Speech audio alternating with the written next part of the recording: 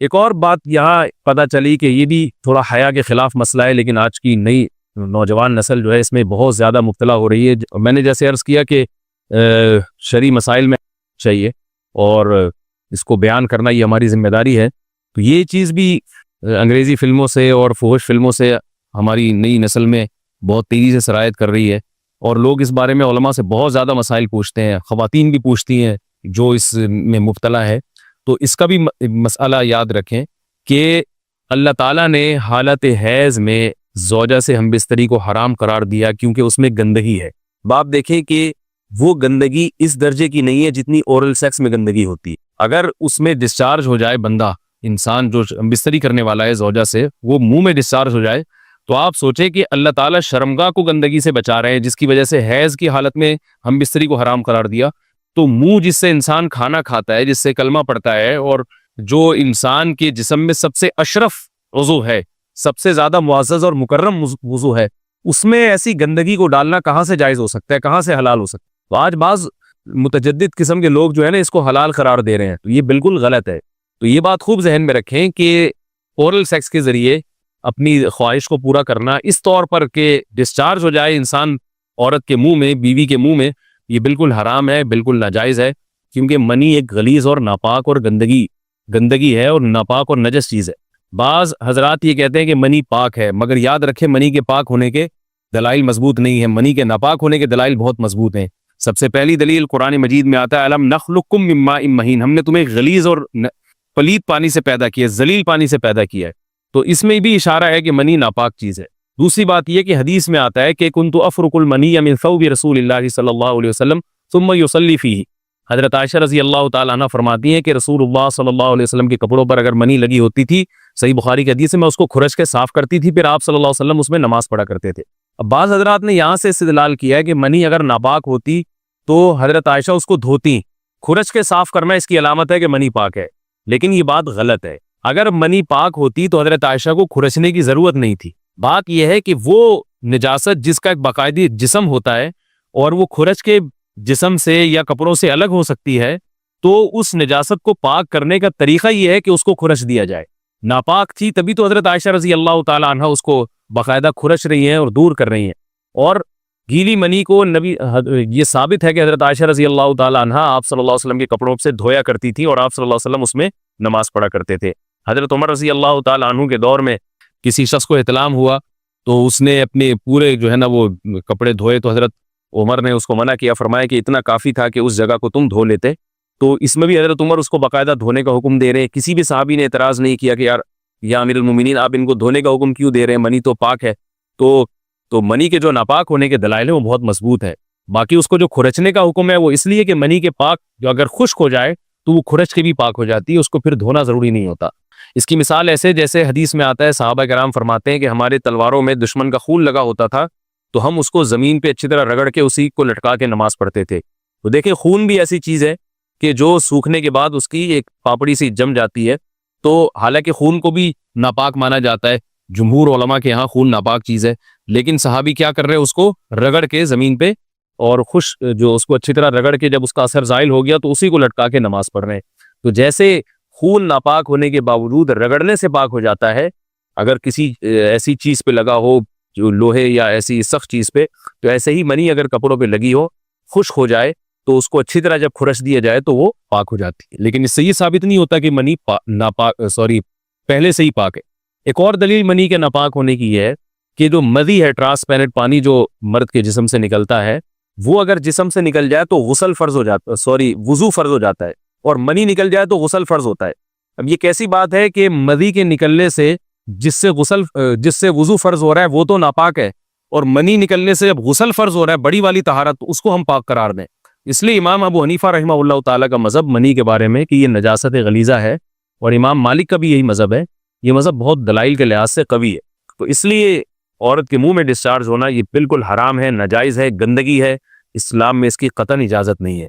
और अगर उन अइम्मा का मज़हब लिया जाए जो मनी को पाक समझते हैं, इसलिए मैं ये अर्ज़ कर रहा हूँ कि बाज़ हज़रात ने इस पे फतवा दिया है कि ये चूँकि पाक है लिहाजा अगर यानी कोई शख्स मुंह में भी डिस्चार्ज हो जाए तो ये भी जायज़ है। ये 100% गलत फतवा है, इसलिए कि जो हज़रात इसको पाक कहते हैं वो भी इसको खबाइस में दाखिल करते हैं, हराम चीज़ों में दाखिल करते हैं। इसका खाना या इसका मुंह में डालना वो भी जायज़ नहीं कहते। तो इस लिहाज से भी ये नाजायज़ है और बहुत सारी बीमारियों का जरिया भी है। दूसरा मसला ये है कि अगर कोई डिस्चार्ज नहीं होता ओरल सेक्स के जरिए तो उसका शरई हुक्म क्या है? तो उसका हुक्म यह है कि ये इंतहाई सख्त दर्जे का मकरूह है, नापसंदीदा अमल है। और उसके सख्त दर्जे के मकरूह और हराम नहीं है, लेकिन बहुत ज़्यादा नापसंदीदा और शरीयत के मिजाज के बिल्कुल खिलाफ है। और इस्लामी कल्चर में इसका कोई तसव्वुर नहीं था। यही वजह है कि फ़ुक़हाए किराम के यहाँ इस चीज़ का तस्करा बहुत ही महदूद पैमाने पर मिलता है। ये इसकी अलामत है कि मुसलमान मुआशरा इस चीज़ से बिल्कुल भी वाकिफ़ नहीं था कि ये क्या होता है। तो ये चीज़ गैरों से आई है, गैर मुस्लिमों से हमारे मुआशरे में, जो उनकी मूवीज़ देख देख के, फोश फिल्में देख देख के नौजवानों में इस चीज़ ने सरायत किया। वरना ये इंसान तभी तौर पर इस अमल से बहुत ज़्यादा नफरत करता है। कोई भी शरीफुत्तबा आदमी ज़हनी तौर पर इसके लिए तैयार नहीं होगा। तो मैं फिर भी ये कह रहा हूँ कि बहरहाल उलमा इसको नाजायज़ और हराम नहीं समझते, इसलिए कि मियाँ बीवी एक दूसरे से जिस तरह से चाहें इस्तिमता कर सकते हैं, लेकिन सख्त नापसंदीदा बहरहाल है और मकरूह चीज़ है और इस काबिल नहीं है कि इसकी हौसला अफजाई की जाए।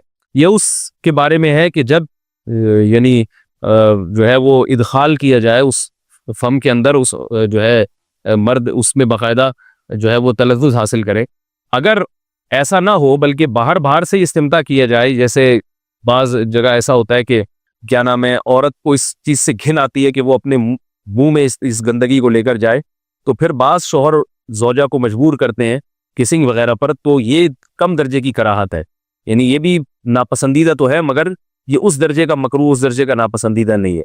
दूसरी बात ये कि ये जो मैंने पूरी डिटेल बयान की है, ये उस सूरत में है इसके मकरूह और नापसंदीदा होना कि औरत इसके लिए ज़हनी तौर पर आमादा हो।